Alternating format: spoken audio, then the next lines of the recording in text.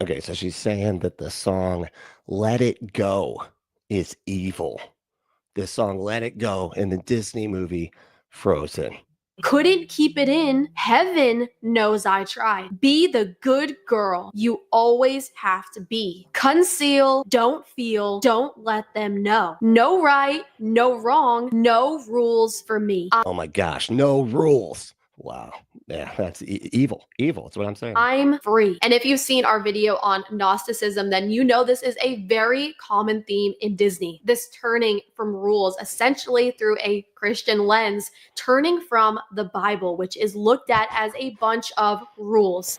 Oh my gosh. Okay, so yeah, Disney. So apparently Disney movies, they the whole theme is that the Bible is bad. And they're just, they're the main character's always turning against the Bible. I feel like I don't remember this in any movie.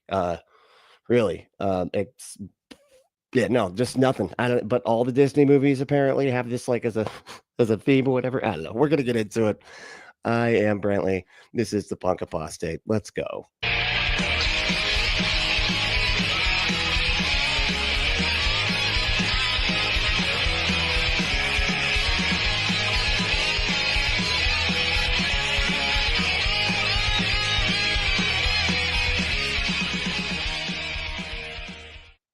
So this lady's name is Taylor Elysia, I think. And this video is called Dark Hidden Messages in Children's Movies. So yeah, I know.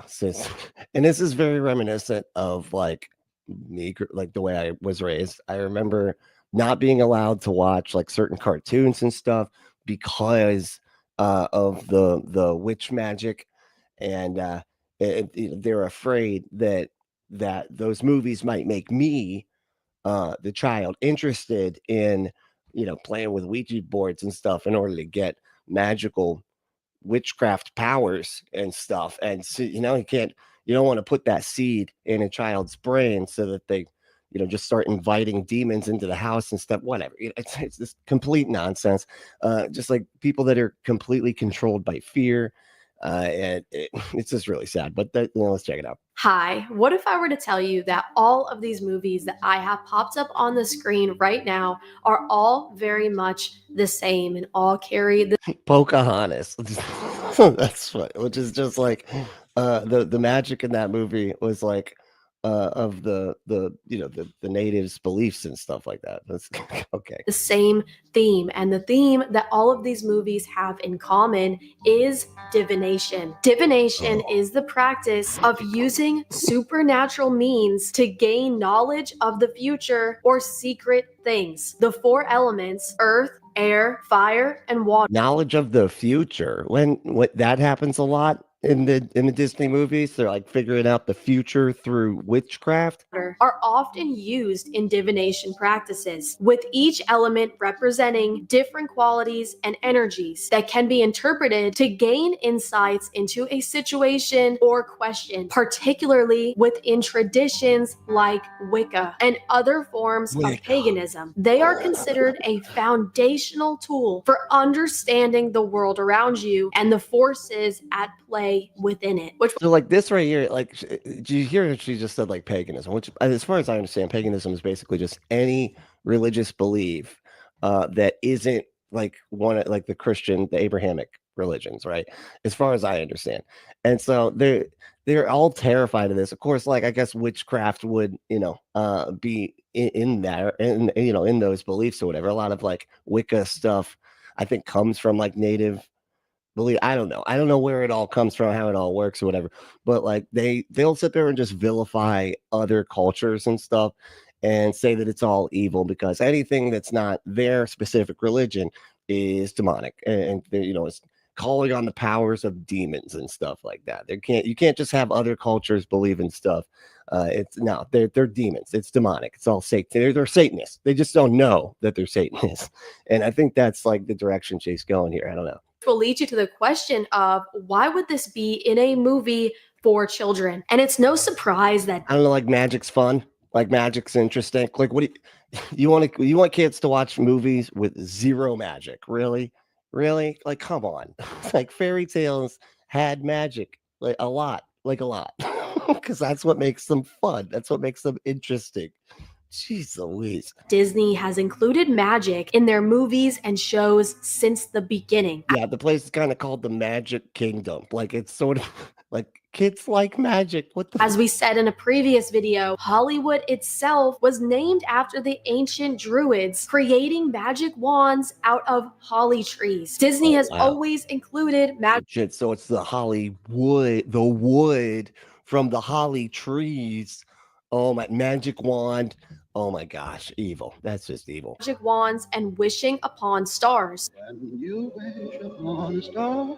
Dude, this is so wow. This is Pinocchio, man. Like what the fuck? Anything your heart desires How are you scared of Pinocchio? will come to you. So what is the difference now? Well, over time, the use of magic and the glorification of magic in Disney has only grown. And if you take a closer look with me today, you will see that Disney portrays the hero in the story as the one using divination. The witch in the story is the hero. And the ones who reject magic and witchcraft and sorcery are seen as the villains. And quite similarly, we dove into the theory of Gnosticism in movies and how, again, I actually covered that one during it's on the members only. Like if you go back, there's like a members video where we covered this one. It was really interesting. It was funny because she gets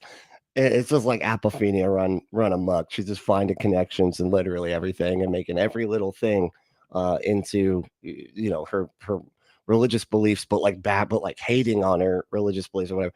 And then some of them, it's like we already knew that this was about Christian or not like about Christianity specifically, but there's they have ties to like religious beliefs a lot in movies, symbolism and stuff. Anyway, but like it was either completely reaching or super obvious if that's what the movie was going for. So it was really weird. But anyway. And again, we see this constant theme where the creator of perfect worlds is painted as evil, subconsciously telling its viewers that God is evil. And here we are. Clearly, it's not a perfect world, man. Like if it's if the bad guy is creating a world and it's like it's not good, and the good guys have to like go against that creator or whatever, okay, then it wasn't a perfect world. Like again, where what is evil is being painted as good.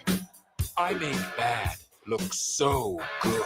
Disney is doing this same thing when it comes to divination, and what a time to be alive, guys, because we know that in the last days before Jesus returns, good will be called evil and evil will be called good. And we have had a front row seat for that. So I want to invite you today. Haven't they been like saying that since the beginning? Like they've always said, they're like, other people think stuff is good that we think is evil. It's not like all of a sudden there's some big switcheroo. Like they've always been saying that. Like it's just so funny. Like to take a look at these movies through a new lens, we are going to be uncovering hidden divination. You're sitting on pillows and watching that actually sounds delightful. If there was one of these going on in my town, I'd be there. That's just funny. Like when it comes sit on some pillows and hang out with your friends and watch a movie outside. In children's movies. And I think you'll be just as shocked as I was to see just how many movies meant for children are performing spells and dark magic. And even worse, inviting the audience to do the same. Let's dive in. Okay. The movies invite the audience, like, and make sure you out there, you in the audience, make sure you are doing some black magic at home, and we'll show you how at the end. Like, what the hell are you talking about? She's like, this is just magic in movies because movies without magic would be boring to kids. What do you want it to be?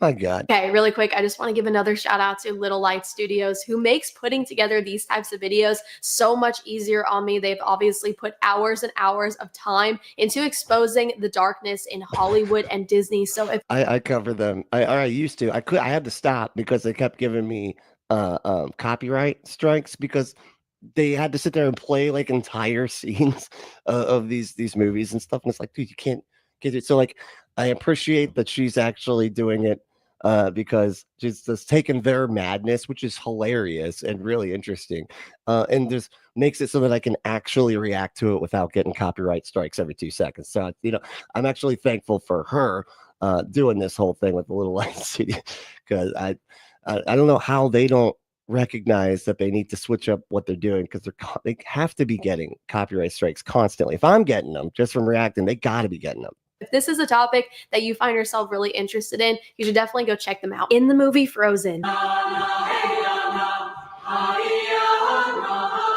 Oh my gosh, did you hear? That was a chant. That was a chant. That was a witchcraft chant of some sort. And I'm terrified. We are introduced to two princesses, Anna and Elsa. In the very beginning of the movie, we quickly discover that Elsa How could you possibly be afraid of Frozen? Like this, it's so weird. Even Christians, I feel like would be like, oh, okay, so you're crazy. Got it. Now, my kids love that movie. All right. And you're like, but did you know that it's satanic and like they're using witchcraft? And they'd be like, what? There's magic because it's a Disney movie, because it's fairy tale. What are you talking about? I'm like, yeah, but fairy tales always have witchcraft and stuff. They always have magic, but it's like silly pretend. Okay, wow, unbelievable. How's everybody doing? It's Demon Day. That's where I'm going with Demon Day, right? So on Mondays, we're gonna watch Satanic Panic stuff, right? And I felt like this fit the bill pretty well, right? How we doing? Who won today? James won, of course. James is just always right there. And you were really early too. You were before we even started. Giselle was second. Hey Giselle, how you doing? And music, what's up? Hell yeah. So that's for second, third. All right. And Apostate sister, hey, how's it going? What's up? And see music. Oh, we already did music, right? Let's see. Oh, Ember's here. Oh yeah, Lord Dissident. All right. And Alex, what's up, dude? So this stream is way better than having multiple nocturnal emissions per night. I'm going to pretend that I don't know what those are. I don't know emissions. That sounds, I don't know. I don't even know, some kind of medical problem. It seems like you got or something. I don't know. I'm not, I'm unfamiliar with the issue there. Music said, they are so full of it.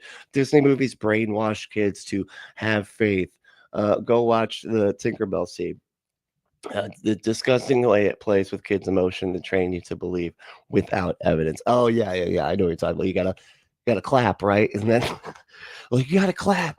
So like, oh wait, was that the one of the movies? And now I can't think of which. Oh, in Hook, they were like kind of making fun of it. I think, right? Because she was like, "I'm dying right now," and then she's like, "Clearly not," but she's like, "You gotta clap, otherwise I'll die." Anyway, it was funny. But no, I think you're talking about something different. Anyway, here we go. Possesses magic powers. To the magic! To the magic! After something goes wrong and she accidentally injures her sister with magic, she is forced to conceal, don't feel. And during the coronation ball... What was that? What? You could just say she was forced to like hide that she has magical... What was the conceal, don't feel? Is that like a lie? I haven't seen this movie. I think I saw it like once forever ago, but is that a line? Like conceal, don't feel. You can't feel at all. Like why? How does feeling have anything to do with concealing your magic? I don't understand. Elsa accidentally uses her powers during an argument with her sister Anna. One of the characters, the Duke of Weselton. The Duke. Oh, so like when she feels emotions, that's like when the magic comes out. Okay. Of Weaseltown. Weselton! Is among one of the first reactions to Elsa's magic. Sorcery. I knew there was something dubious going on here. Driven by his fear of sorcery, which is black magic, the Duke turned against the queen. Afraid of her sorcery, which is black magic. It's just magic. You can leave the first. It's just magic. She has magical powers. I wonder if she does the same thing with X-Men. The mutant powers, and they're like, oh, and they're afraid of mutants having power. which is like a commentary on bigotry, but yeah, that's a whole other thing. But Queen. The Duke possesses a deep fear of magic, believing it to be dangerous. He also believes that anyone affiliated with sorcery is untrustworthy, if not outright evil. he's like totally scared. Yeah, you're kind of identifying right now with the worst character in the movie, and you're like, and he's portrayed as the bad guy. People that are afraid irrationally of like, black magic or just any magic, period, because I don't know, witchcraft or whatever. It's just so funny. It's like, and he's the bad guy. Look what they're training our kids to think that the good guys get to do magic. Like, what kind of boring movie would it be if like the characters just didn't have any powers or anything? Like, what would this movie even look like without the magic? Like, just a story of love in a cold place. Like, that doesn't sound fun at all. I don't know. It's just too funny. Must be stopped. You have to go after her. Wait. There's sorcery in you too. Are you a monster too? My sister's not a monster. Has it dawned on you that your princess may be conspiring with a wicked sorceress? This character, the Duke of Wesselton, was designed to be annoying and arrogant, immediately convincing the viewer that the one who sees the dark magic for what it is, which is evil, is which is evil. That's what he sees it as, and that's what it really is. The main character in a Disney movie, they're evil. They're bad. Okay, like the bad guy. Okay. How do you not know how to watch like movies right? I feel like it's really weird to sit here and be like, I can't empathize with the character because I see them as an evil witch, and that makes me feel guilty for watching this movie. Like, this is the type of like mind melt that happens with Christians, right? Like when they just the fundamentalist Christian. Let me just clarify, right? Like, this is the type of stuff that they screw with people's heads to make them feel bad for watching Disney movies, right? Because they need people to feel guilty for literally nothing, so that they can get you to run back to church and go, I need forgiveness. I watched a Disney movie. Like, and they're like, yeah, that's right. You're only allowed to watch our movies. It's VeggieTales or nothing. I actually know it. He has the creator of VeggieTales. Too many progressive views. Don't even watch that. Okay, no more VeggieTales. Right? They said that they don't hate gay people enough or something. I can't remember what it was, but like apparently they're too progressive, the VeggieTales people, for the crazy fundamentalists. Bear with me and keep this in mind, because we are going to see this again and again. In the movie Frozen, we see after Elsa embraces dark magic, she becomes her best self. Not using magic was keeping her from who He's tweaked. He's tweaking, dude. He's got that Disney, that Snow White, if you know what I mean. Well, he is tweaked, right? she was meant to be, which is when we are met with the famous song Let It Go. Some interesting lyrics in here, including, the wind is howling like this swirling storm inside. Couldn't keep it in. Heaven knows I tried. Heaven. Wow, there's a heaven in there. So she's got to be saying how bad heaven is or something. Be the good girl you always have to be. Conceal, don't feel. Oh, there it is. Conceal and don't feel. That's, Don't let them know. It was the lyric of the song. I should have, and I played it at the beginning too. And I just said I wasn't even paying attention. No right, no wrong, no rules for me. I'm free. What? And if you've seen our video, no rules. You're telling kids that they need to not have rules? That's just great. Like, you need to, you know what we need to do? We need to write a Disney movie just for these people, where all the good characters follow the rules. Whole movie. They just keep on following. And in the end, they're happy having followed all of the rules the whole time. That's good cinema, right? That's some good writing. That would really keep kids engaged. No one. That's so boring. It's unbelievable. On Gnosticism, then this is a very common theme in Disney. This turning from rules, essentially through a Christian lens, turning from the Bible, which is looked at as a bunch of rules. And if you think I'm reaching here, you should definitely go. Which is looked at as a bunch of rules. I mean, you're literally saying that the people that are setting the rules in the movies are always the good guys. Like, this is what I feel like a lot of those movies are like trying to get people to think and see reality the way it actually is, which is like, are these rules like is this just a system that is harmful or whatever? Like what, like it's supposed to get you to like step out of like what you're supposed to do all the time and be yourself, be free, be, but like it's crazy that they look at this as like such a bad thing, but that's because they want everybody to just keep their head down, follow the rules, don't ask any questions, never, never question authority, never do anything like that. Just keep your head down, do everything you're supposed to do, and and be terrified of not doing exactly what you're supposed to be doing, because otherwise demons will get you. And that's what kids need to be all the time, is just terrified of not following rules. It's crazy, but I mean that's just so boring. If you could never make a movie that would satisfy these people, it would be the worst movie ever. I'm like trying to think of anything that this lady would approve of, given that all the characters have to follow all the rules all the time. Even Pinocchio broke the rules. Like that was sort of the thing. And then of course he ends up not doing too great because of it.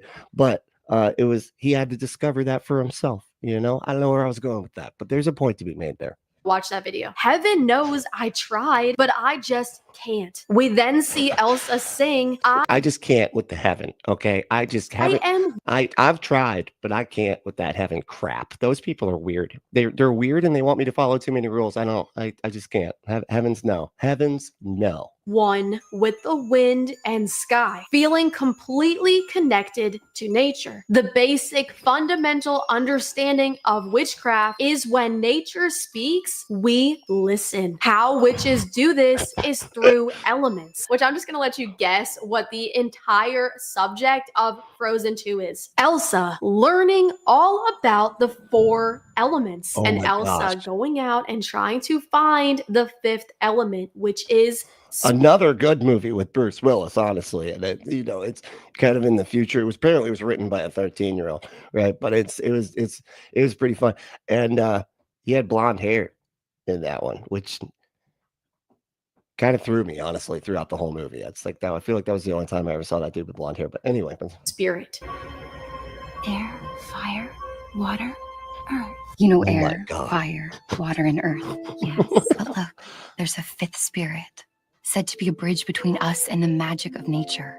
A 5th spirit? Do you think that's who's calling me? And remember how I just told you guys to keep this in mind, because they are They are just so scared of anything that is not specifically their religion. But the ironic part is, if there was a movie that was like, that was trying to do their religion, they would get mad about it because they didn't do the religion specifically for them enough, right? Like these fundamentalists like freak out when you don't make stuff for them, and they freak out when you do make stuff for them, because they can never be happy. They got to be afraid of everything no matter what. Like they get mad at the Chosen movie or show. There's like this show about Jesus called The Chosen, and they get mad about it all the time. It's always like some clapback from the crazy fundamentalists, because Jesus wouldn't have done that. Jesus wouldn't have said that. You're making him too human or not human enough or whatever. Like they're always unhappy with everything. And designing characters that are against witchcraft to be the villain. Check this out. The North Ultra follow magic, which means we can never trust them. Grandfather? Magic makes people feel too powerful, too entitled. It makes them think they can defy the will of a king. That is not what magic does. It's just your fear. Fear is what can't be trusted. The content of the movie Frozen is very openly pagan. Even the lyrics to one of its songs, Into the Unknown, Elsa is hearing. It's a fairy tale. Like it's so funny because, like, dude, like basically, if somebody was actually a pagan, they might be like, they almost might feel like this is disrespectful because they're turning their pagan beliefs into a fairy tale, right? Yet they get mad about the fairy tale, saying that pagan beliefs are true in the fairy tale. Like, what the? How do you get? Oh my God! Spirits, and at first resist them. I can hear you, but I won't. And finally wants to follow them into the What was that connection? No.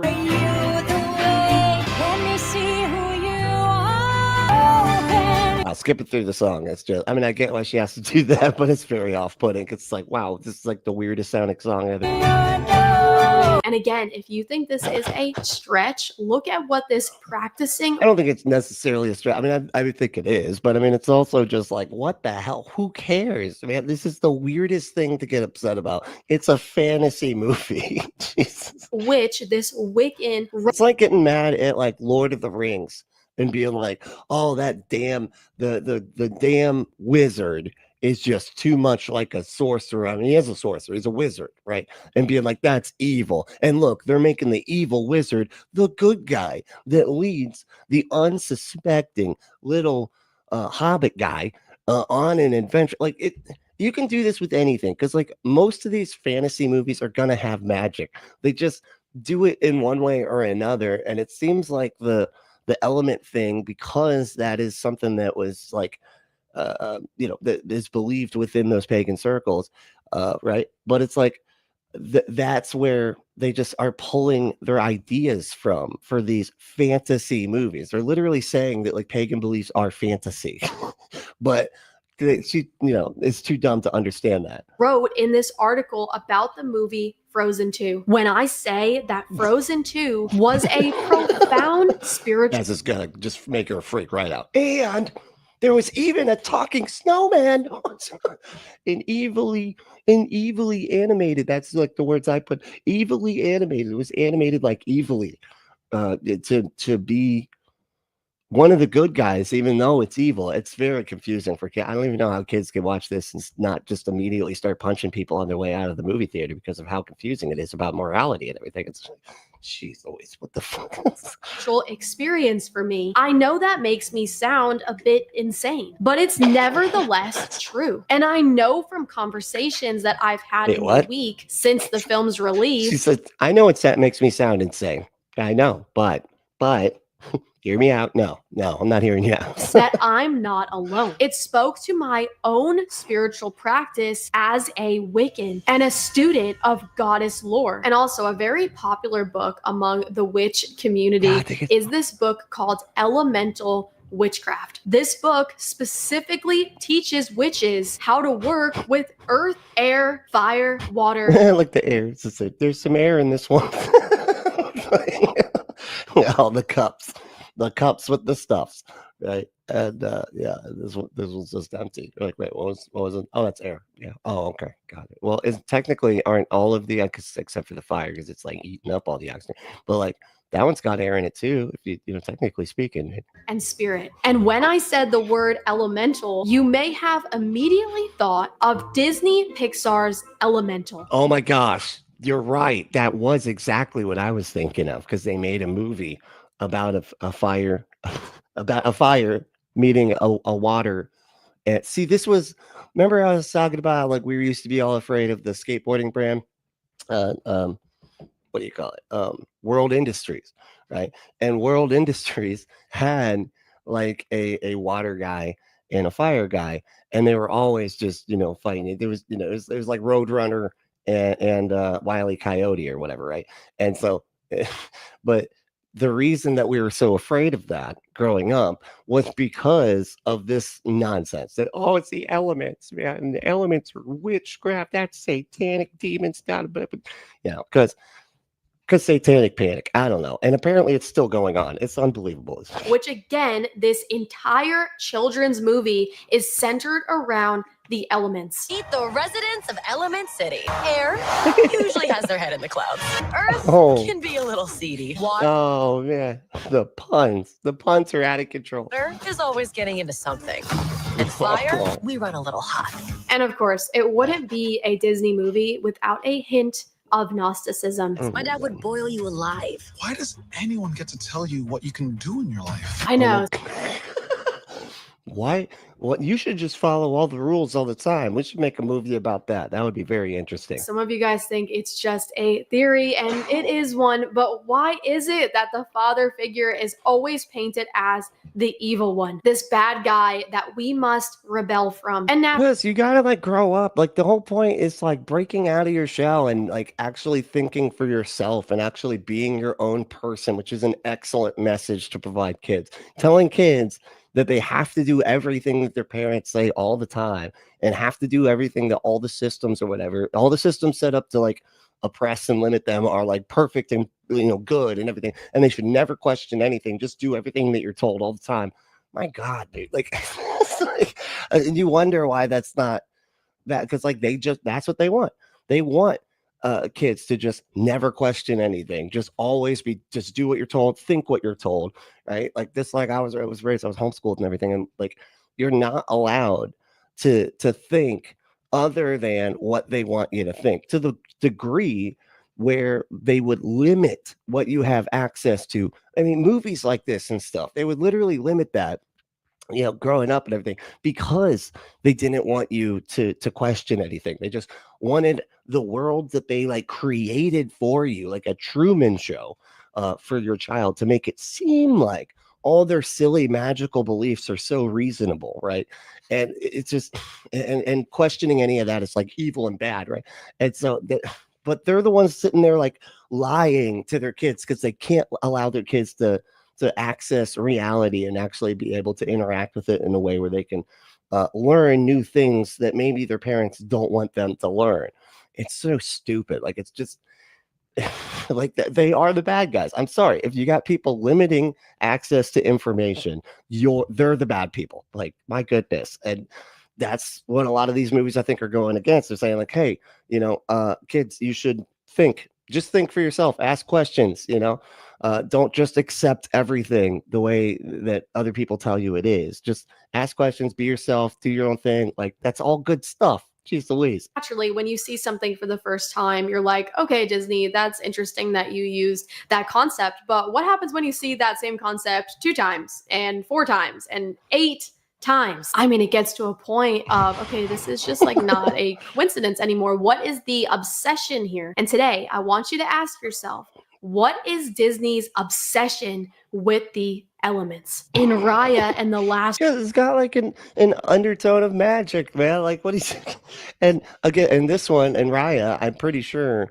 has stuff to do with Eastern religions, right? I don't know. I'm not saying I know for sure, but like a lot of other and older religions, as far as I understand, you know, worship things like the elements, like the natives and stuff like that, which honestly to me makes more sense than worshiping some invisible nothing that you just say created everything or whatever, and then had to sacrifice himself to himself in order to convince himself to save the world from himself. Like, none of that stuff doesn't make sense. Okay. But elements and stuff, like if you just showed up on this planet and we're like, hey, you know, what's the stuff that we should worship, you know, that actually does exist? Like this, I can understand the element type stuff, because it seems to me, the people, when they were, you know, looking around at, you know, for religious belief or whatever, outside of the ones that were forced by the church and all that, like, of course they're going to be like, yeah, this is the stuff that brings life, right? This is all, you know, these are the elements of our planet. I don't know. It makes more sense to me, that type of pagan stuff, than anything that Christians believe.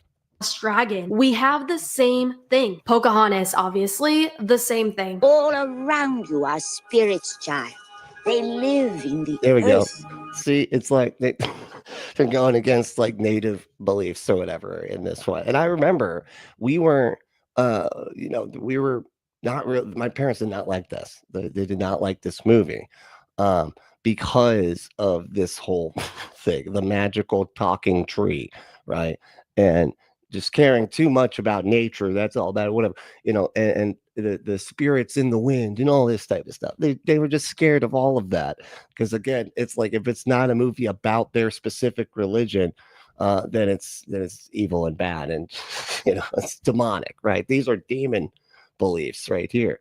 And they literally thought that. Wolf was an old pagan man leads child like man through the process of destroying stolen jewelry.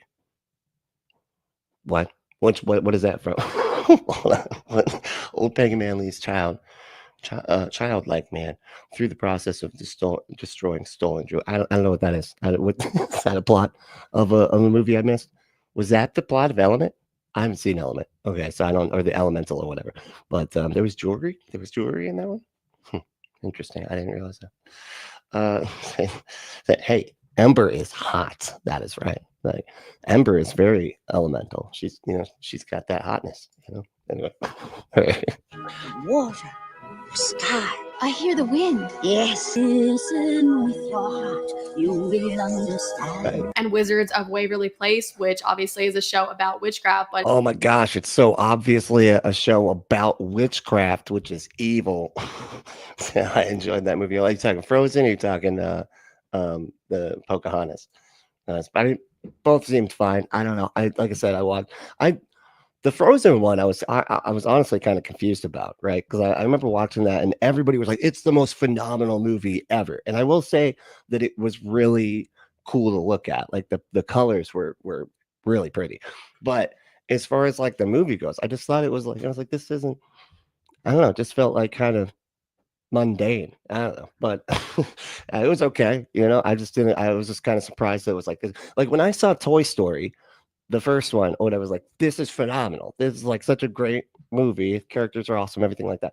And then Frozen like did so much better than Toy Story. And I was like, I don't get it. Like, I don't, Toy Story is better. I don't know. Maybe I'm just spoiled because we had Toy Story growing up. And so that's not fair to other movies, But it's interesting. They also strongly highlight on the elements in the Wizards of Waverly Place movie ending. The rules are simple.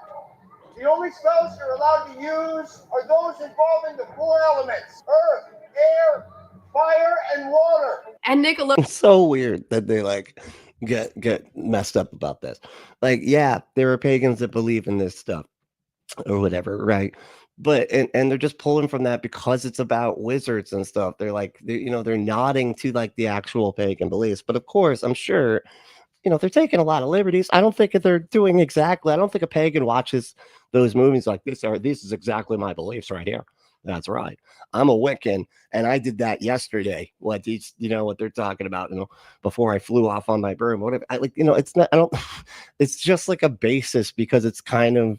It's like it kind of saves you time, really, right? Like if you're writing a story, you might as well pull from something that you can just use that's already kind of out there. And that whole system of like earth, wind, fire, man, like all that type of stuff is just there to be used. And it makes sense, right? As far as just like getting magic from that, but whatever, it just, I don't know. It just seems really easy to just implement that.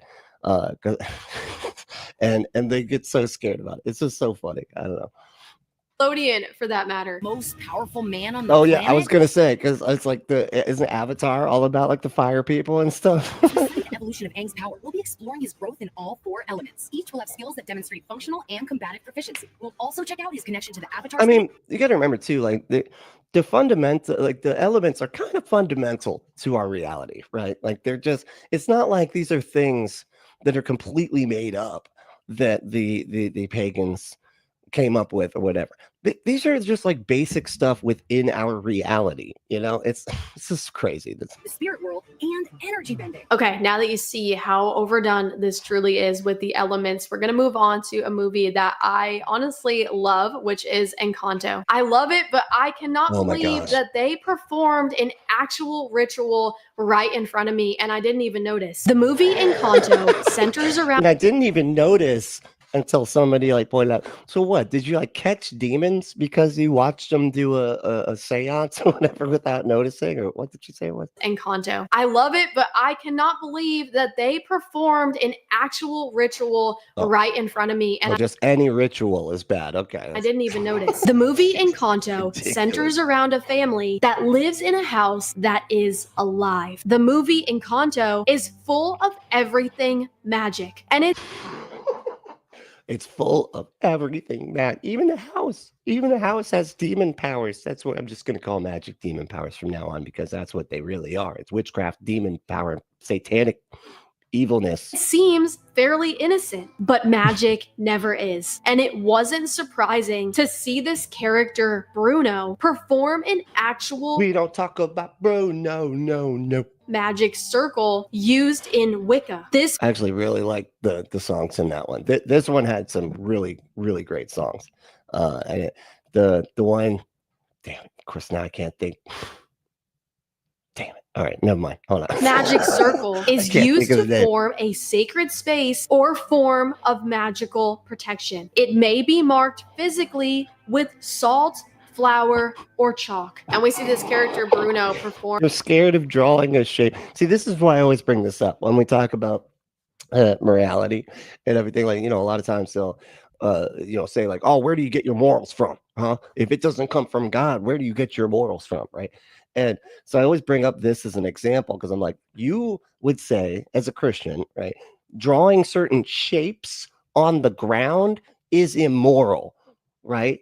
How is that objectively immoral to draw a shape on the ground, right? I base my morals in not that kind of stuff. My morals would come from like how to behave and as far as a community goes, not shapes being evil. You know what I mean? Like that's form this entire ritual.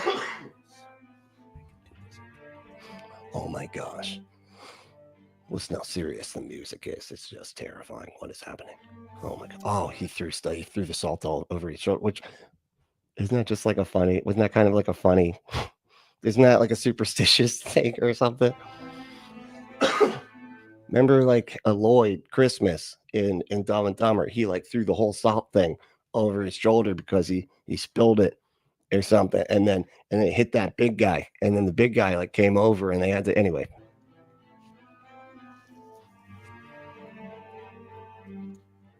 Oh, that's right. Well, I mean, that was the I mean, they're scared of just the starting shape. Like, you got to draw a circle, and that's evil, just right there. Especially just it's. But yeah, the pentagram. That's usually the when I'm talking about the morality thing. That's the shape that I'm talking about. It's the pentagram one because they're terrified of that sucker. Then we see this intentional symbol in that scene right next to where he is performing this magic ritual. This symbol is the tree of life, which is said to depict man's divine unity with the universe. I'm sure you've heard your favorite stars before mentioned. What the fuck? How did they find that? Like that's so they took to. Wow. And you got to remember too, like a lot of these shapes that they think are so scary are super common. Like it's almost more likely that they would accidentally put something like that in. You're talking about just a shape of like a tree or a flower or whatever. Like, are you kidding me? My God. And how they are one with the universe. Anyways, this geometric symbol is also that is so evil, believing that you could be one with the universe. At the center of the mystical Kabbalah tradition. Ariana Grande fans or ex-Ariana Grande fans might be very familiar with the religion of Kabbalah. Moving on to Moana 2. Oh. You have the earth spirit, the fire spirit, the water spirit. All of these elemental witchcraft things are present even in this story. Isn't that like actual, like, see, this is where it's so obvious that the Christian criticism of these movies, because a lot of time these movies are like pulling from mythology. Because okay, we used to do like just the like, you know, Cinderella and those kind of fairy tales, right? But like as time went on, I think Disney realized that, hey, there's like a lot of like really cool fairy tales from other cultures and stuff, right? Like other cultures have really neat stories, and we can like work some of those in. So a lot of their beliefs from those other cultures and stuff have like pagan roots and stuff like that, right? So they're just kind of vilifying, again, as always, they're just vilifying other cultures and saying that they're demonic and evil and that they're all witch, you know, it's all witchcraft or whatever. Like it's not actually how it works, even though there's just some similar elements here. And it's not like the locals or whatever from Maui or whatever, like they're all into witchcraft, and like the story that they're telling about Maui and all that's all about witchcraft. They're like talking about gods and stuff. He's like a god. Like, what is happening? And once again, we see the same concept that we just saw in Frozen and every single other movie I have popped up on the screen right now, which is to break. Oh man, I watched a whole breakdown of this one. They really there was a couple people. I think I watched like 3 or 4 people about this Wish movie, which I actually enjoyed the Wish movie. I thought it was pretty fun, but they just, being the bad guy was like the king, and he would answer wishes. And, she was like, why aren't you answering all the wishes and stuff? Like, why do you let some wishes just like not come true and everything? And like, they got so mad, like, who's this girl to tell the wish granting guy what he has to grant? Like, who does she think? This is about God. Okay, you're saying like they prayed for stuff and they didn't get it, and that's why God's a bad guy here. Okay, and it's like, wow, dude, y'all are freaking out about this. The rules. Play 'em safe, you'll never know the rules are ours to break. This song is literally sang by a character who is playing an underworld goddess in the movie. And on top of that, we see another form of divination. It's like, the movie was like, you should just follow all the rules, this whole movie. That would be a very, very fun movie to watch. And that is going to bring us into our part 2 of this video, where it encourages kids to get the cookies out of the cookie jar. I told them that the rules, and they said, but a Disney movie said I don't have to follow rules, so cookies are mine all the time. Sorry, Mom. You got to get over it. Blame Disney, okay? We'll discuss another form of divination that is used time and time again in Disney children. What is this? What are you showing?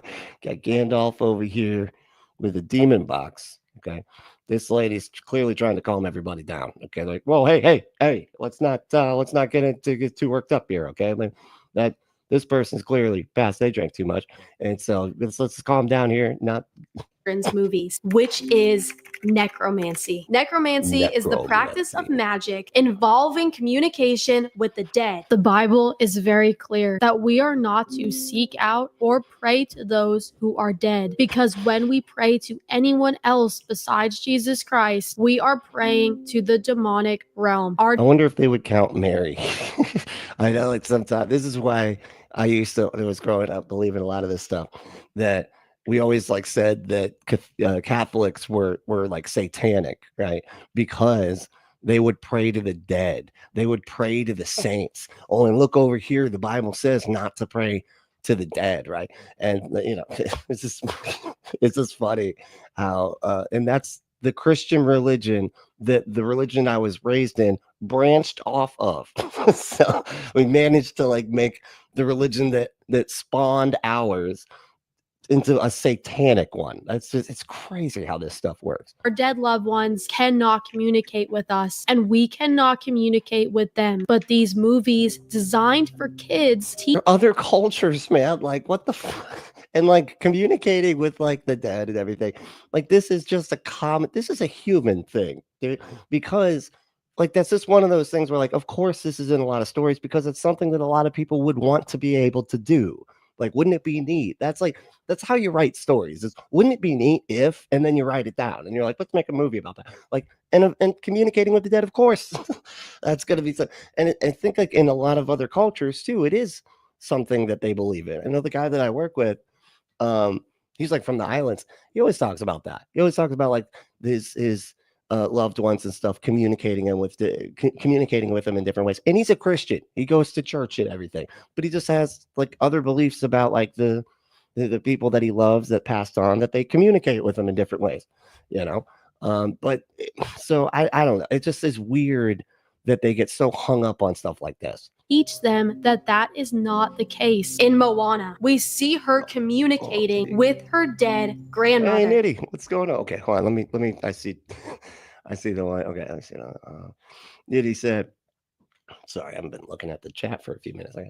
This is just it's enthralling, right? I'm enthralled in this whole thing. Anyway, Nitty said Christians burden shift themselves. It's the responsibility of the parent to tell them this stuff is imaginary. Besides, Eventually, they're going to teach kids about necromancy, the Witch of Endor. What? the witch of Endor. Oh, is that in Star Wars? Endor is a Star Wars thing, right? I feel like I'm right about that. But they had a witch in that? I don't remember that. Was that that was an Ewok adventure, wasn't it? Yeah, they probably had a witch just throwing off the cannon like crazy, you know. Anyway, let's see. He said, and teach them about demons, right? Let's see, and teach them about Jesus slaughtering mankind wholesale, Jesus drowning babies, sleeping with women. Wow, but they do teach them about that. I remember. I thought that was a very fascinating part of the Bible. Like, wait a second, demons were having sex with women and then making giants. This is wow, very cool. The world must have been really neato before the flood. I wonder if there was purple people. I literally used to say that. I was like, you know what? I think before the flood, because you know there's a lot of different races of people probably back then. It all just got wiped out. There might have been purple ones, right? Who knows, right? There was probably like Avatar looking people. Yeah, they got wiped out with the flood. Anyway, so sad. Like raised that way. Okay, Diddy said, what is this double standard? Blaming movies on abdication of their responsibility to tell them it's pretend. And then he told me to read all the past few. Yeah, gotcha. How about that? I went through the whole line. No, yeah. Well, but the thing is though, and this is why this happens, is because they don't think it is pretend. They're so like crazy, you know, so superstitious against everything. They literally think it's real. So when their kids are watching obvious fantasy movies that have elements of magic, which is obviously fake, they can't tell their kids that, hey, this is fake, right? This is not real. There's no such thing as magic. They have to tell their kids, hey, no, magic is real, but it's bad and you shouldn't do it. But it is real and demons exist too. So make sure you read your Bible because the demons will get you. Like they have to tell their kids all this stuff. And then they wonder why their kids are like completely full of anxiety because they taught them that the monster in the closet was actually real. And that, you know, it's as long as you do the Jesus stuff, you know, the monster in the closet, the real one that definitely does exist, can't get you because Jesus protects you.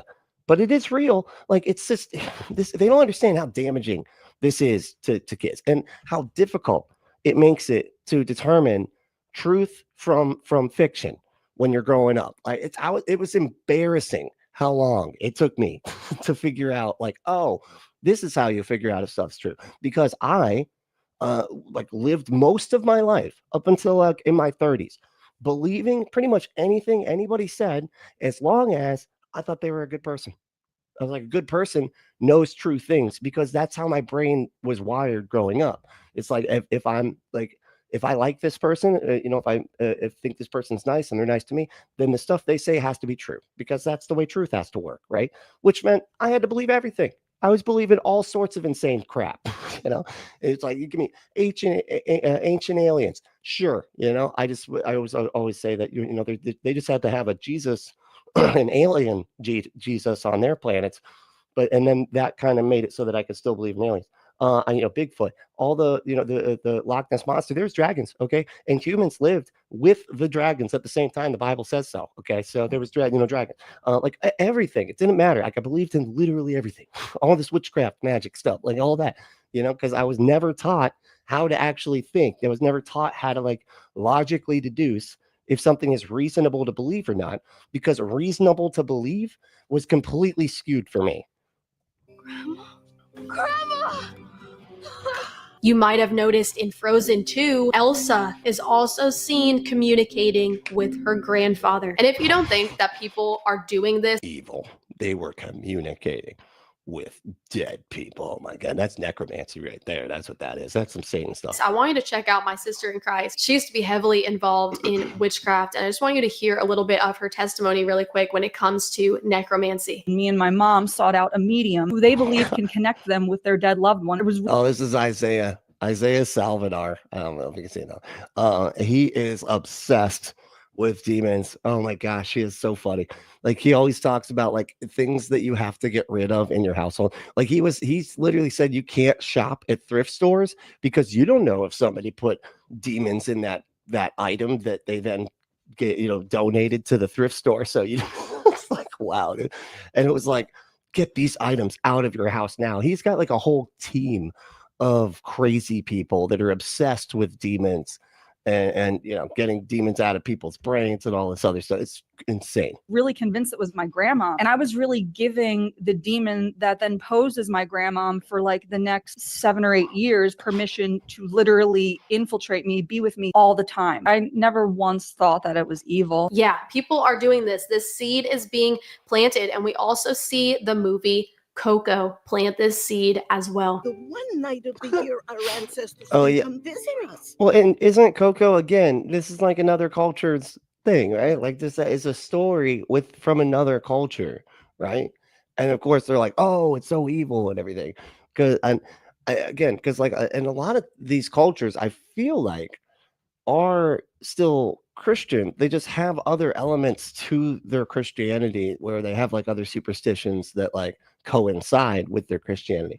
But I don't know. So we put the photos on the ofrenda so their spirits can cross over. That is very important.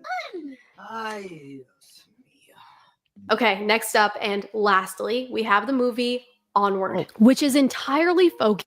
Chris, what's up, dude? How you doing? Good morning, all you beautiful people. I hope you had a great weekend.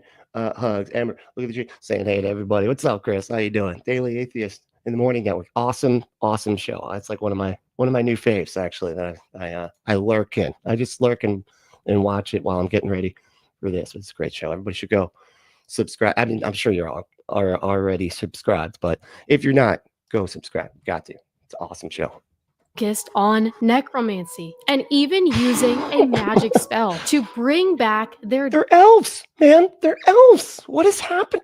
Oh my God. Dead father. Onward is full of the look at their ears. Their ears. Importance of they're not real. Crystals, primarily used in Wicca. They even sell a book on Amazon for little children called The Wizard in You. Whoa. Encouraging you to be an elf. Is that what they want kids to be magical elves?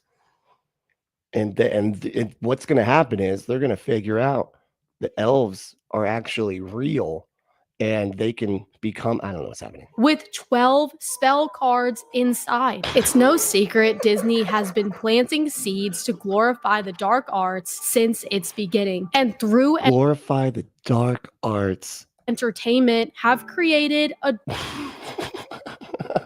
the wizarding world of Harry. First of all, that's not even in Disney. That's at Universal Studios, and it's really fun, actually. The butter beer stuff, phenomenal. You got to drink that stuff. I mean, you won't need sugar for about 3 weeks after it, but it's good. It's good stuff. But this isn't even Disney. What the fuck? Adult fan bases that admire casting spells, making it look innocent and fun. As a result of this, but look, it's not. They're like making it seem all innocent and fun, and then they show like real witches, and it's like, but they're gonna be like these people that are super evil and bad. This lady's even got pink hair. She's probably a liberal, That's just see a rise of witches here in America growing rapidly. Check out this girl even using a voodoo doll on Patrick Mahomes. God despises witchcraft, sorcery, and all kinds of magic. In Revelation, we see that those who practice black magic are given a warning. Those who practice magic arts will be consigned to the fiery lake of burning sulfur. Wow, okay. You're gonna go to hell if you try to. So if you light some candles and draw shapes on the ground, then you have done the evil thing. My goodness. No wonder they're all confused about morality. Jeez Louise. This is the second death. But even though the witchcraft community continues to grow, the body of Christ continues to grow. It's really not. It's kind of waning actually at this point. I mean, it's not nothing, right? But it's definitely declining, right? But the light shines in the darkness, and the darkness will not overcome it. Hello, if you like. This lady is so funny. I just found her the other day, and it just was so reminiscent of the way I was raised that I had to cover it, because this is exactly the type of stuff that I was taught when I was growing up, right? that there was like witchcraft. So another one that I got here is the same lady, right? But she's going on about music, right? And this one's super funny. Here, check it out. Hi, I'm going to be honest. I don't think you're prepared for today's video because I was not prepared. Well, please like and subscribe if you don't mind. Hit that like button. I'd appreciate it. It just makes me feel all warm and fuzzy in my heart. That's the reason I would like it if you would hit that button. For what was to be found researching for this topic, and I am going to make a very bold claim here. Uh-oh. Before the bold claim. Hold on, let's see what's going on. So I feel like I saw some newbies showing up. Harry, what's up, dude? Hell yeah. Celebrity witches? Cool. I know, right? Oh yeah, let me read the name of it. Sorry. Music artists are casting spells on their listeners. Casting spells on their listeners. You know, to because what she doesn't when they're casting spells on their listeners, are they trying to hurt the people that listen to it? Because I feel like that's probably not what you want to do, right? You know, if they're casting spells and be like, make the people that listen to my music have better lives and stuff and actually have good luck or whatever, then no harm done, right? They're helping out. They're helping their listeners out. But either way, I think you're wrong. But you know, what are we gonna do? Celebrity witches? Yeah. Hey Joe, what's up, man? I'm not prepared. You're not. Well then what are you doing, man? Like if you're not prepared. What's going on, dude? Let's see. Pat said she's awesome. I know, right? She's so fun. Like this is like just it's like the hilarious kind of stupid, really. I mean, that's what it is. But gosh, she's just terrified of all the nothing that her church has convinced her to be terrified of. So sad. Said hallucinations. What's up, pal? Hell you do. Oh, hellutation. That's right. Because Al always says hell as a greeting. I don't know. It's a new thing that I think it's a trend Al's trying to get started. It hasn't really caught on yet, I think, but maybe if we all start doing it and we just start saying hell to people randomly, this could be a worldwide phenomenon, I think, you know. But anyway, Lord, this is she should try watching anime. It would give her fits. Well, I mean, kind of what's the what's that one called? Avatar. I guess that's not that. Does that count as anime? Because it was like Americans being like, we can do this anime thing, and then they made Avatar, and we loved it. You know, all the kiddos really ate it up on, I think it was on Nickelodeon, right? Anyway, music said Christianity stole angels and demons from Zoroastrianism. Anyway, yeah, that makes sense. I feel like I remember R and Ra telling me about that a ways back. Well, yeah, that makes sense. Music said none of their mythology or dogma is actually original. Right? It all seems to be born out of other stuff. It's just like they take stuff from other. I mean, because look at their whole religion, right? Their whole religion is just pulling from a completely different religion, which is Judaism, and then adding on all this other stuff. And it's like, how many times did that happen throughout history? You know what I mean? Like, and like right now I'm reading this book called what is it called? Jesus from Outer Space. And it's basically about like, it's written by a mythicist, Carrier. And he was saying that like the interpretation of Jesus back in the day, like it was nothing like what they're making it like today. Like he was like some being that was this being that like went into the heavens and stuff, came from the heavens and all this. Anyway, it's really interesting. I just started it the other day, but it's cool because John Gleason, Godless Engineer, he was telling me about it on the live stream, and his wife is actually does the reading on the audiobook. So that was pretty cool. But anyway, yeah, it's a good book so far. But I'll keep y'all posted about the I guess the angelic or alien like Jesus that the people used to believe in. But again, it was totally different. That's my point, right? It became something else and made him an actual person way later, of course. But anyway, you know, we'll get into it. We're gonna see what's up. But hey, Anarchic Fox, so Christianity is divine. Plagiarism. Yeah, 100%. It's divine plagiarism. I feel you there. Joe said the Zorros, Greeks, and Remains influenced a lot of it. Oh, wait, what? Oh, a lot of the holy holidays and some of the doctrine.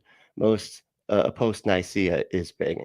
Yeah, well, I remember too. You know the one story where Jesus like spits in the mud and because remember it's so weird because like Jesus changes from like gospel to gospel because like one gospel, you know, he can just like touch, or he doesn't even have to be there. He can just be like, I thought, and now they're healed. Yeah, see you later. Thanks for coming to tell me about the thing, you know, whatever. Like he's just super powerful. But if you go to like Mark, and I think John even included it for some reason, even though it didn't really make sense. But in Mark, he like spits in the mud and like, you know, makes or spits, you know, and mixes it with dust, whatever, and makes mud, and then puts that in his eyes and then washes out. That's a pagan ritual. That was like a pagan healing ritual, which is really strange that they would include that in the Gospels. But, you know, like you said, like a lot of this stuff is based from other stuff, and they just had stuff like that end up in there. But yeah, and that was the earliest one was Mark, but he was much more like it didn't even work. That was the crazy thing. Like when he first did that, he puts the mud on his eyes. It doesn't even work. He's like, I don't know. It looks like everybody's walking trees. Is there walking trees around? Do trees walk? When did trees start walking? Okay, I thought before I got blind that wasn't a thing that happened. And then it's like, oh, hold on. Jesus, like, my bad. Hold on. I didn't spit the mud right. There was it. Hold on. I missed some. There was supposed to be 2 fluid ounces of spit. I'm sorry. I only did the 1, so it's halfway. And then he does it. And oh, now I can see. Now I can see. Like that's in Mark. He like messes up the spell, you know, and then corrects it. And then, of course, by John, people can just touch his clothes and be healed, right? Like, it's just the power is completely inconsistent. It's like, you know, when you see like a superhero movie and you're just like, wait, I don't understand how powerful this person is. So it's like Thor, like, wait, how powerful is he? Because he's fighting Hulk 1 second, and then another, you know, it's just, you get confused because you're like, is he like Superman or is he like Spider-Man? Like, how strong is he? You know, that's what feels like with Jesus. Like, it's just his powers are so inconsistent throughout all of the Gospels. And say that you will never look at music the same ever again after today's video. And being that in recent videos, we have confirmed. Never look at music. First of all, you don't look at music, you listen to it. So you're already wrong. Might want to jot that down. But that there are so many artists that are actually practicing witches, but does the witchcraft that they are practicing interfere with the music that they are creating? Are these artists casting spells on their listeners? I know, guys, this is crazy. I'm so excited for today's video. I love how she's like, I know it's stupid. I know it's stupid. Just hear me out. Okay, I know I sound like an idiot, but just trust me. Are you a Christian? Because if you're a Christian, well, there's no such thing as sounding like an idiot, because that's what. Let's dive in. Witchcraft spells in music. I'm going to introduce all of them that way. That way it keeps it fresh, keeps it, you know. When you all comment that you are learning so much from this witch series on this channel, I want you to know that you are not alone. And if you want to be learning so much from some witch with, you know, in sexual situations, yeah, go to adamandeve.com. Enter code WITBrentley at checkout to get 50% off almost any one item, 6 free movies, 3 free gifts, and free shipping on the whole order. Go to adamandeve.com, enter that code WITBrentley. Okay, and yeah, and that was a good segue. You're the one that heard it wrong. That's what that is. Okay, it was actually perfect, but you missed it. And go to adamandeve.com, enter code WITBrentley at checkout, and get your butt some stuff. All right. And I am discovering this stuff with you guys. And honestly, what perfect timing for this subject, because Lady Gaga just released her new album titled Mayhem. And oh my gosh, hell yeah. What? Damn, I forgot about that too. I actually want to go check. I actually like Lady Gaga. She's pretty fun. She's got some good jams, you know. She's got some bangers, as it were, if you will. Per se. One of her songs, Abracadabra, has taken in the world by storm. And oh, it's not that one. I'm sorry. Already has over 80 million streams on Spotify. What? 80 million. Wow. People are just playing that song over and over and over and over again. That's their all-day playlist or something. Jeez Louise. Making it her fastest solo song to reach this milestone. Her fans just can't She's just wiggling on the ground on top of that other person. stop listening to it, and a particular community within her fan base have picked up on the fact that there is more to this song, and how Lady Gaga's Abracadabra is enchanted. The witch community, and yes, there is a very large witch community, particularly among Gen Z, but they quickly noticed that Yes, there is a witch community, and they are at war with the Christian community. These They're lyrics just casting magic at each other, and but it cancels out. It just their magic hits ours, and then nobody gets anything. are casting a spell. Abracadabra isn't just a song, it's a spell. I keep seeing videos of people talking about how they Okay, first of all, awesome shirt. Wow, that is really neat. I like with the stormtrooper. That's pretty cool. know that the new Lady Gaga song is a spell. Lady Gaga herself has confirmed the allegations and claimed that it is a protection spell that she rewrote like 50 times. Oh, so you don't you don't want all the listeners to be protected. Sounds like you're the asshole here, lady. Okay, all she wants to do is protect the people that listen to her songs. I think that's fair. She also has reposted this video of a practicing witch decoding the new song, as abracadabra is actually a Hebrew phrase meaning I will create as I speak. This is why a lot of New Agers and witches are heavily into manifestation and speaking things into existence. Oh God, that's the 7 pillars of manifestation. And that stuff works. Okay, because if you think about the stuff that you want, you get it or something. It tends to really work when you're super privileged. It's weird how many ultra privileged people are like, I manifested stuff, and it's like, yeah, but the millions of dollars didn't help or anything. Like, no, it would have appeared without all of that. Because they believe that words have power, especially in the form of a mantra. And remember, I said that because it's going to come up later in this video. Other witches. You remember that I said that because I'm gonna talk about the things that I say later. So keep, bunny up. Let's not be okay. Also claimed that Lady Gaga's new song includes a hex. A witch's hex is a magic spell or charm intended to cause harm or bad luck. Okay, well now this doesn't make any sense. Wait, which is it? Okay, which is it? Is she putting protection spells, or is she putting hexes? Okay, because it's weird if you got both. What does she put the protection spell on before she does the hex? Because then you'd be protected, right? So it kind of really does. And yeah, I mean, I guess I guess you'd have to have the protection before. But why would she have both? That doesn't make any sense. So maybe you're saying, all right, Taylor, I'm just not going to listen to Lady Gaga anymore. And I did not say that. Nope. And I don't. Who else is going to look? All right, I will not write down. I got to keep a list of all the stuff I'm not allowed to do. Can't watch Disney movies. Out. No more Disney movies. Lady Gaga. Out. Can't listen to Lady Gaga. Definitely not going to listen to that song knowing that it is casting a spell on its listeners. But guys, this is way bigger than one Lady Gaga song. They have room. This is so much bigger than one Lady Gaga song. This goes all the way to the top. Jeez Louise, what the fuck is happening? I see. Hey, what's going on?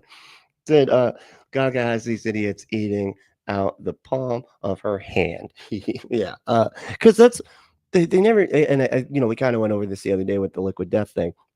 They do this stuff so that people like her can react to her videos and music. It adds this whole element of putting her music and all of her content out there even more, because if you freak out the Fundie weirdos, they're gonna promote you by accident, kind of, because they're telling people to not listen, but at the same time they're like, look at all this really interesting magical symbolism stuff that's making them all feel like they're figuring out puzzles and stuff, right? And making them feel like they're from the Da Vinci Code or whatever, right?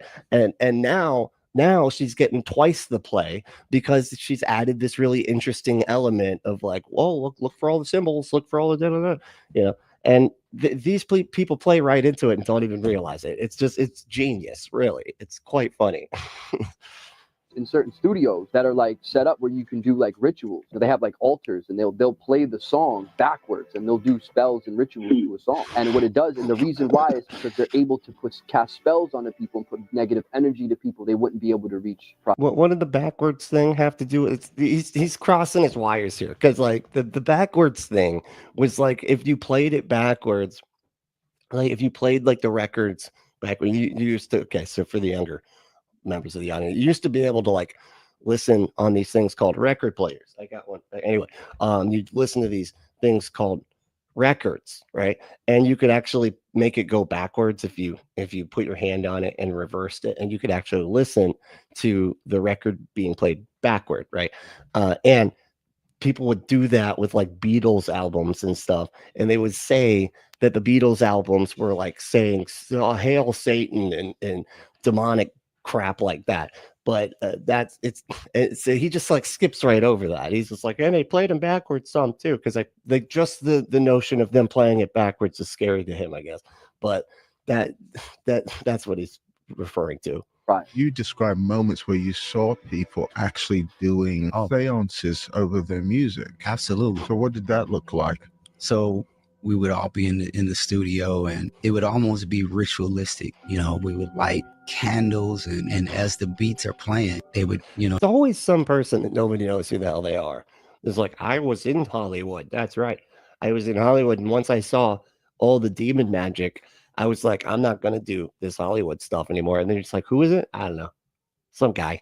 You know, their hands would be moving like this. They would be chanting different things over the music alone. You sure they're not just dancing and listening to the music? You sure not? That it's not that? You know? Before it goes, like they played the music and they started wiggling, just wiggling all satanically to the beat and everything. It was just, I don't even, whoa, ritual. That was a ritual. They're casting spells on music right there. That's a writer. And this next clip I'm going to show you is a man named John Todd, and he is an ex-Satanist born into a witchcraft family. Oh my gosh, my mom, my parents, this dude's from forever ago. This is so old. This is literally like the Beatles stuff coming back again. This is crazy. My parents went and saw this John Todd guy. He's obsessed with the Illuminati and says that, you know, you sell your soul to the devil to get wealth and fame and the crossroad. He's just like every conspiracy theory from the 60s, like rolled into one. And it was all out there before it became so mainstream, you know, with the internet and early YouTube. Okay, because let's be real, early YouTube was pretty much just for silly conspiracies with like scary music, with the Requiem for a Dream track playing over conspiracy stuff. I don't know. That's like all that was out there for early YouTube when it first came out. But I will add that a lot of people have labeled him as a crazy conspiracy theorist. Oh, good. I'm glad that you.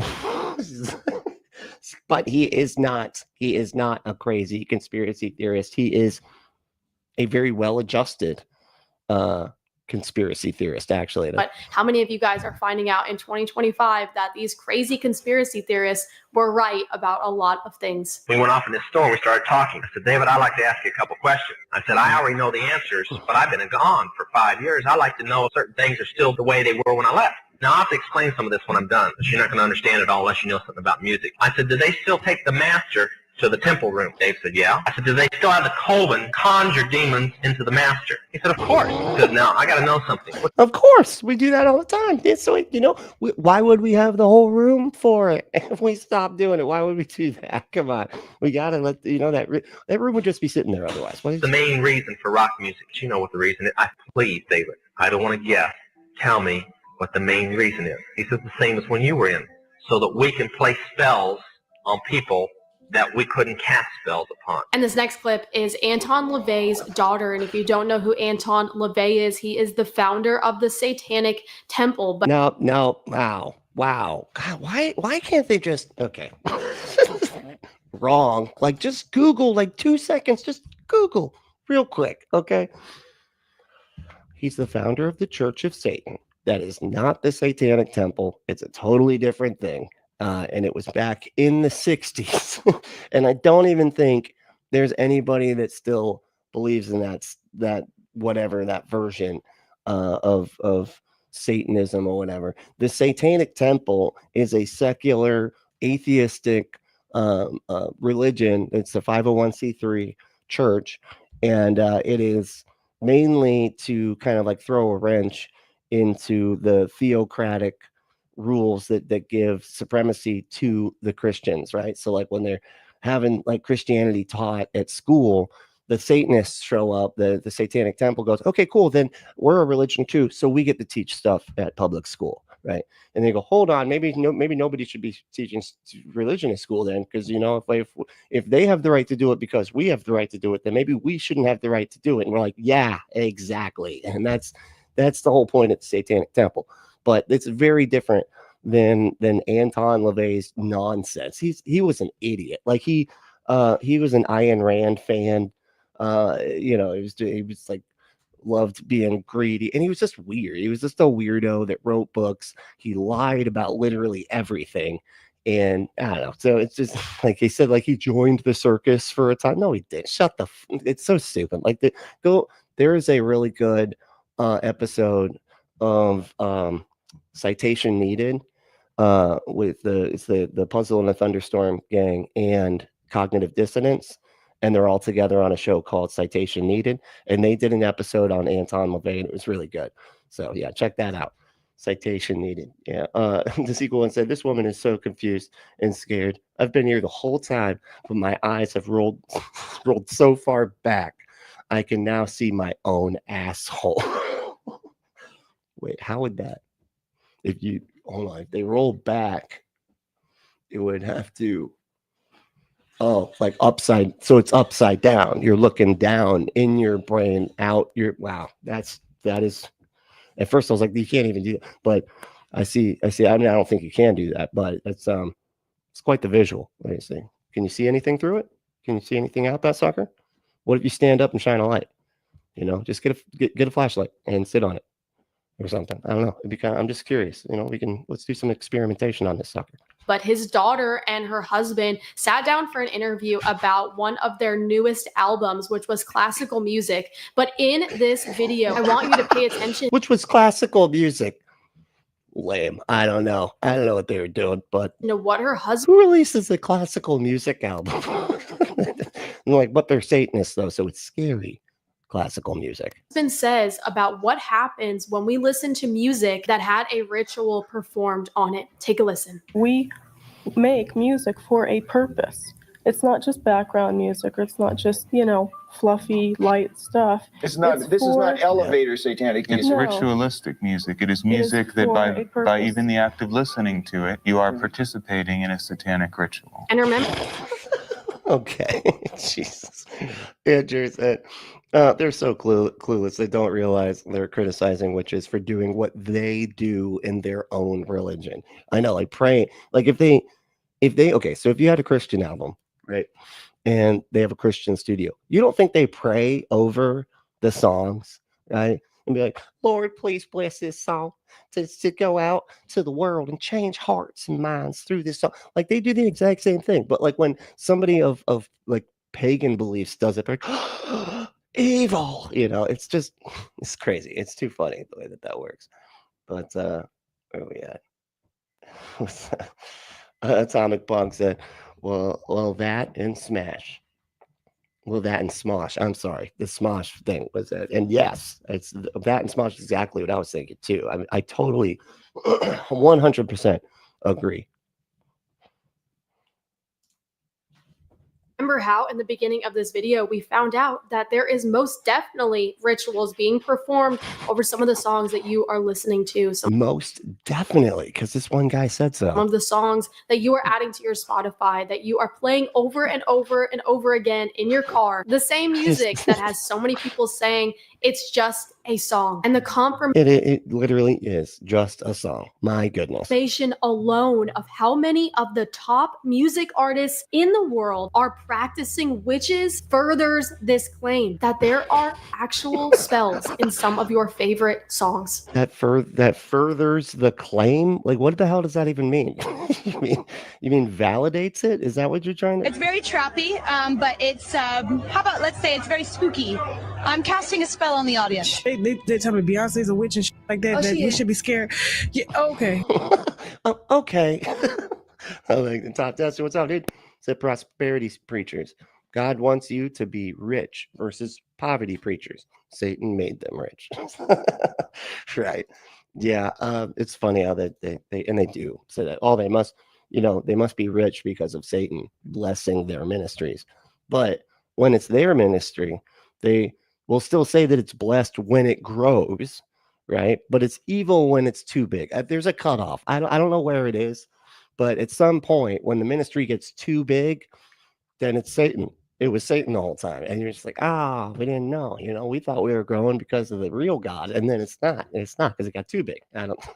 I don't know how it works. But hey, Drusilla, what's up? Said, did Brantley scare away fellow for good with the dildo?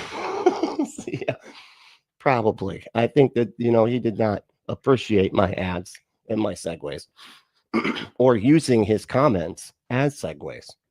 He did not appreciate that. But even though I thought it was hilarious, okay, personally. And I thought that I got a pretty good response from y'all, but he wasn't having it. So I don't know. He's probably lurking, the fellow guy. He's lurking back there going, man, if they only knew there are witches that are casting spells in music and Disney movies. God, it's making fun. No, I hate it. BS, what's up, dude? Says slaughtering animals ain't witchcraft if it's for a Middle Eastern tribal war god. I know, right? Because they always talk about that too. They're like, they drink blood. And I'm like, don't y'all do that? It's called transubstantiation, but you're drinking blood. They're like, no, but that's grape juice or wine if you're Catholic. But no, it's blood. It's still blood. It's supposed to be blood. And they're like, that is so weird when they do it. And it's like, you're pretending to do it. How is this? Whatever. Yeah, she's an Ifa. So when she wears her yellow, that's Oshun. So we have Beyonce, practicing witch. Katy Perry, practicing witch. Lana Del Rey, Dua Lipa. Why would she have a cross on her if she's a practicing witch? So when she wears her yellow, that's Oshun. So we have Beyonce. Oh, because of the horns. She's, Beyonce's got the horns there. It's okay. Practicing witch. Katy Perry has a cross on her chest. Like what? Like how is that? That's satanic or Christian? I'm so confused. What is going on here? Practicing witch. Lana but it's red. It's a red cross, so that counts. That counts for Satan, I guess. Del Rey, Dua Lipa, Ariana Grande, Taylor Swift.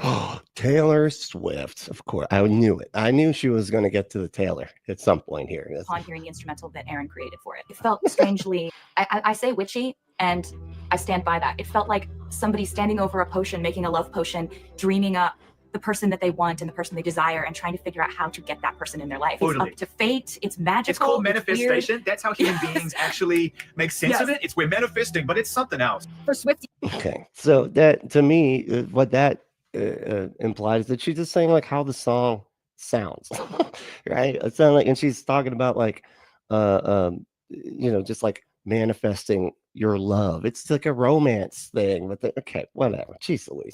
Seeing Taylor Swift live is a dream come true. But for some of these diehard fans, they have no memory of their concert experience. It's being called Taylor amnesia. You heard that right. gosh. Some fans can't remember the concert they attended just moments earlier. Did she play the What? song? I don't remember this song. I don't remember her doing that. I mean, where does this list end? I cannot believe how many witches are in the music industry. And that's what witches do. They kind of want people to forget their performance. I think, what was that, a spell gone wrong or something? They're like, I want this to be the most memorable night ever, but it looped around and 180 that sucker, and so nobody remembered anything. No, it's actually a really common neurological function, right? Is when there's too much stimulation, you're like overstimulated, your brain completely condenses everything down into just the present, and then it keeps you out of your long-term memory or whatever, because of that overstimulation.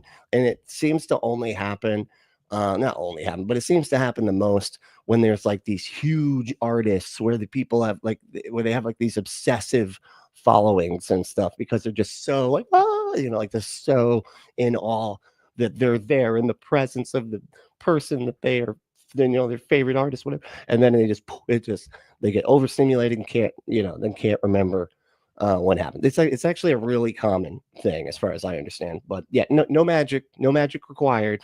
And honestly, guys, I had no idea. This was all truly shocking to me because I've obviously always noticed that there is wickedness being done behind the scenes in Hollywood and in the music industry. And I think if you have two eyes, you can see that. But what shocked me was the association to witchcraft. Yeah, music said, I think most witches are just people who got warped by their Christian brainwashing and went the other direction purposely. In my mind, that's just a denomination of Christianity. Yeah, well, I mean, yeah, okay. I mean, I can see that but I mean, what they consider witchcraft, a lot of times, like there's connections to like Eastern, or New Age. It's a lot of times what they call witchcraft. And there is like a witchcraft element that like clearly grabs from that type of stuff. But there's also like other belief systems like with meditation and mindfulness and things like that are good and helpful. But of course they have to take it to this silly level where the rocks heal you and stuff, But yeah, so, and I think you're right that there's just like they don't like the Christian beliefs because they can see how stifling they clearly are, right? That they stifle your being your own person. They stifle, like, you have to follow all the rules. You have to do all this stuff. You can't think certain thought. Like it makes sense that people will be like, I'm not into that, but I want something, I want some kind of magical feeling of stuff, right? And so that's another direction you can clearly go, right? It's one that seems to be fairly popular among the people that they eat the crunchy granola stuff or whatever. I don't know what the granola thing is, but apparently that describes. Y'all should know exactly who I'm describing, right? The granola people. Anyway, here we go. This heavily. But okay, remember how I told you guys to remember what I said in the beginning of this video? I do remember you saying remember. Because a huge I forgot what you said to remember. Shoot. Can you do a little recap? Aspect to enchanting spells into this music is through mantras. A mantra is a word or a sound repeated to aid concentration. It's just a sound sometimes. So this is great meditation right here. I really like this sound. It sounds like a bubble popping, In meditation, as well as a statement or slogan repeated frequently. Here is what Michael Jackson had to say about it. Singers, when they sing songs, it's like a mantra. When you repeat a chorus over and over and over. So when a kid hears a song and he starts singing that chorus over and over and over, then you start to hear it in the alpha state, into the subconscious mind. Look at that. They're just enjoying the music going right into their subconscious mind. That is just terrible. So you start to become the song or become what you're saying. Yeah. Okay. Yeah. You become songs, if you listen to it too much, you just turn into vibrations, I guess, and just cease to exist as a human and are then just a song. That's right. That's what happened. Music said, when you're hiding money in the walls, it's too big. I know. Yeah. It sounds like they're doing some kind of criminal movie, some kind of like bank heist movie or something. But no, it's just the church having too much money that they want to hide from. I don't know. I don't even know why. Like they're not taxed. So I don't know why anyway. But yeah, that's kind of weird. Chris, what's up, dude? Said they spend so much time speaking about the devil, they probably secretly love him. Yeah, I know. Well, I mean, that's like, and this is why I always have to, kind of separate this stuff, right? Because this is a different kind of Christianity than like most people's Christianity, right? Like this is them being so afraid of demons. It's fundamentalism, right? And it's like fanaticism, right? and they use this stuff because they're so terrorized by their beliefs. This is why I cover this type of stuff, because this was how I was raised. I was raised to be terrified of complete and utter nonsense to get you into compliance, right? Like, they can control your mind if they think, if they convince you to believe that there are like monsters around every corner, witches and evil people out just casting spells all the time. You can literally catch spells by listening to music. Like, it's just an obvious method of control, and people fall for it, you know. And it's sad. It really is sad. And a lot of people need some anxiety therapy, you know, therapy, probably meds too, now I think about it. You know, because when you're raised to believe there's invisible, undetectable monsters around every corner and evil people casting spells to hurt you just because you're a Christian, right? Those witches hate Christians. They're constantly spelling at you, you know, just shooting your magic wand powers at you because you're a Christian. Yeah, it's just, they're just trying to terrorize you. And here's another clip expressing the intentionality when it comes to mantras in spells and magic. When you repeat a chorus over and over. Whoa, what is this person's face? Whoa. Like, and this guy's face is just, or this person's face is just scary. So we're going to keep that up on the screen. Music, magic, mantras. What? It's like live, laugh, love, but weird. I don't know. Spells, chants, rituals, and witchcraft and its effects. Jeez. Henry said, wine into blood. Christian magic. Yeah, I know they get. It's weird that they get to do their magic, right? But everybody else can't. It's like, you know. Unfortunately, nobody realizes that there's no magic. They're not. You know, all of them are not doing anything. That's just how it actually goes in reality. Music said Beyonce is Jehovah's Witness, isn't she? Oh, I don't know. No, I thought she was like Southern Baptist or something. She's Southern, you know. She's from Georgia, I think. Like, she's from Georgia. So yeah, I think she's just Southern Baptist. I don't know. He said, "Oh, I'm thinking of Sierra." Well, okay. I was gonna say, I really don't think that would have definitely come through. She'd be like, "It's not your birthday. It's not your birthday. It's not your birthday because we don't celebrate those. It's not your birthday." It's not your birthday. Like, they should probably have some song like that. Steven said, if witchcraft magic was real, there'd be fireballs and gargoyles everywhere. That's true. That's true. I know. I always like how Aaron Ra uses Doctor Strange as like an example. And he's like, he can demonstrate his magic. You know, he can make a little sparkly circle that leads to other places, you know, and he can show you that, right? But none of that ever happens. It's always just people chanting around a rock or something, and they're like, it's gonna work, and then nothing, and then nothing, and then and a lot of times they're asking for stuff that was gonna just happen anyway. And so then they're like, I knew it. See, I said the stuff about the rock, and then I did get the job. It was the rock. The rock got me the job. I knew it. It was that energy. You know, they hired me because of that energy. They could feel it.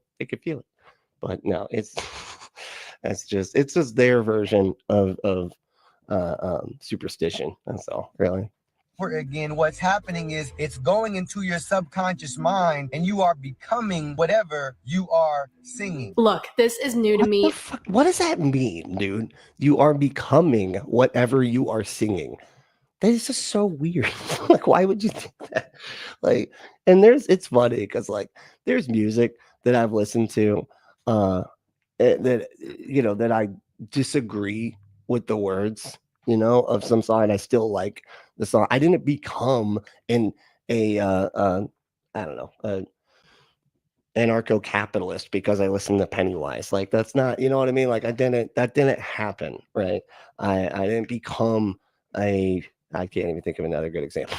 But like, that's I didn't become gay because I listened to propaganda, right? I just already was bisexual. But that's a whole different, anyway, that probably ruins that, because people could say that you did listen to propaganda and that's how you became. And anyway, never mind. You know, we're moving on as well, and it can be a little confusing, so I'm trying to go easy with you guys on it. It can be yeah, you sound confused, lady. Just Full stop. That's it. Just 100%. You are the confused one here. Be confusing when it comes to this, because I'm wondering in my head, you know, isn't that what a song is repeating the chorus 3 times and just saying something over and over and over again? Yeah, they're kind of just terrorizing you or getting you to be terrified of the concept of songs. Isn't every song kind of repeating itself? And what I've discovered is that it all comes down to the fact that words have power, and these witches realize that what we say, words have power.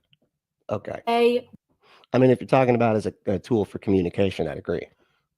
But that's it. That's where it ends. what we speak and what we sing has power. And have you ever heard that life and death are in the power of the tongue? That is very much real. And when we repeat something, you can kill somebody with the tongue. The life and death are in the power of the tongue. Jeez. Okay. But if you want some power to be on your tongue when you're doing stuff with it, yeah, go to adamandeve.com. Enter code word Brentley at checkout to get 50% off almost any one item. 6 free movies, 3 free gifts, and free shipping on the whole order. Go to adamandeve.com. Enter that code word Brentley. That's BRENTLY at checkout and get your exclusive offer. Get your butt some stuff. If you want to support the show, you can support us by supporting our sponsor, adamandeve.com, and entering that code word Brentley at checkout. Or you can do a bunch of other crap, right?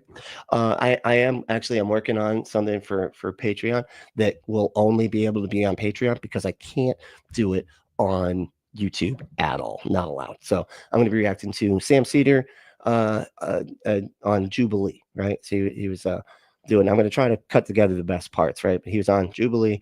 It should be out within the next 2 weeks. I'm working on it now. And so I don't know. I'm giving myself 2 weeks anyway. So become a patron, and then you can have access to that as soon as it comes out. You can also do a one-time payment on Cash App if you want to just help out and support the show, but you don't want stuff coming out every month or whatever. Totally understand. Cash App is the way to do that. Apostate, all one word, is the cash tag. Also, you can become a member by hitting that join button, right? If you push that join button, you get an extra live stream once a week on Wednesdays. And it is completely unfiltered. There's a lot of swearsies in that one, okay? And a lot of just me talking about literally whatever I feel like talking about, not limiting or censoring myself, because otherwise they won't put ads on my live streams. But anyway, but I don't care because it's behind a paywall anyway, so I can do whatever I want. But yeah, so show up and do that.